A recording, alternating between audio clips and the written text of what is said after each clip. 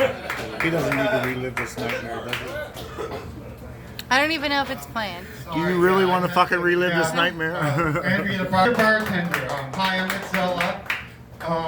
I have to have her record it. My friends want to see it. They tell me, you know, you record the act out. We want to see it, but they can't be bothered to show up. So, you know, I had to do that. Unfortunately, you know, I didn't realize this was ass tonight. I left all my ass material at home. You know, I have it all written down somewhere. I have these notes here just in case, but there's no, you know, chance I'm going to read them. I just thought I would come back. This is my second time. The first time I had some kind of stupid thing I was trying, but I thought I would just come up and talk about my life, you know. I quit my job after Christmas, right after Christmas, and it was dark for a while. I wasn't working. I did the dumb thing, you know, I didn't have something lined up. I just had to get the fuck out of there, you know. I decided I don't want to work for the man anymore. So, you know, it was pretty dark, and I got behind on the rent, and my friends were like, you know, you should, you know, you could apply for state programs. And I, you know, I did the thing, I called, and they're like, yeah, we'll send you a SNAP card. Sure, you have no income for January. And they send me this card in the mail. You guys know the shit you can buy with this card, man? And I've been hammering that like an Eastern European mail-order bride fresh off the boat. You guys know what happens when you buy one of those, right? So the thing is, I did finally figure out what to do for a living. I've been doing the DoorDash Uber Eats thing, you know, gig work. And I love it. I really do. I buy into that whole delivery thing, you know, the bringer of food, like on the commercial. And my very first order, it's Sally. She's out in Bloomfield.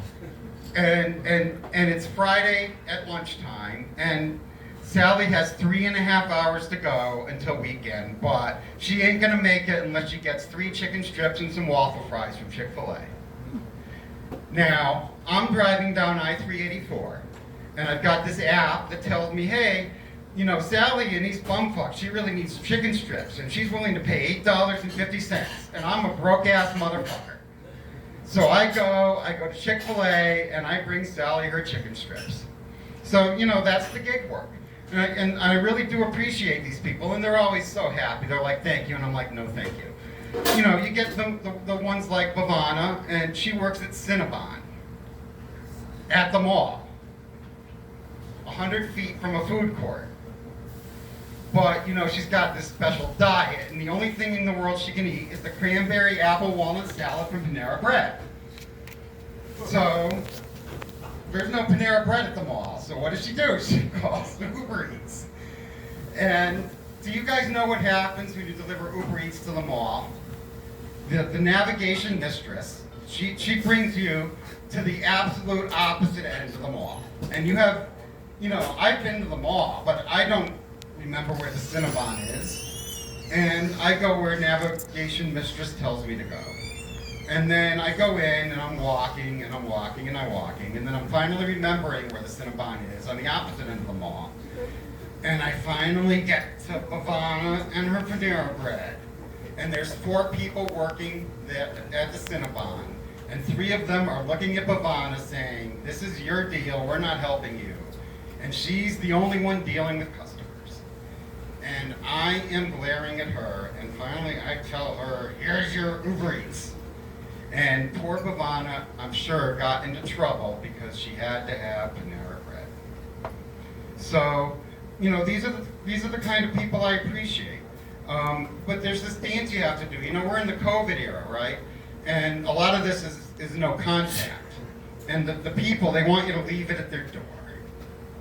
And they're hungry, You know what and they sucks? want their food. You But gotta some watch of the it people, twice. They don't want you to see them in their rollers in their bathroom. So there's this whole dance you have to do, right? You get out Sorry, I of the didn't van, mean you to got your say it bag, like that. you go up to I the was door. talking to the It's like phone, this not you. ritual. You got to have the they're food gonna in the make bag.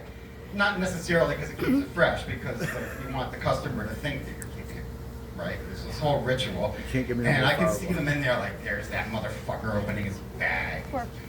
He's taking his time. I can't wait to get at that fucking chicken strip. And then you put it down, right?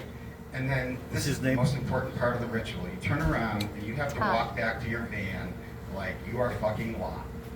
Because if you turn around and you see them in their rollers, they're gonna be like, ooh, they're like the Groundhog Day. So They don't want you like even peeking to see if they picked up their food. So you roll away the van and you set up your next thing. So yeah, so those are the type of things I've been up to lately. Now, my buddies were helping through the dark spots, but they don't even know sometimes. They say things and they don't even know what they're saying. Now, my buddy Robert, he can go on about anything. I told him he should be doing this for a living, and I can listen to him just about anything.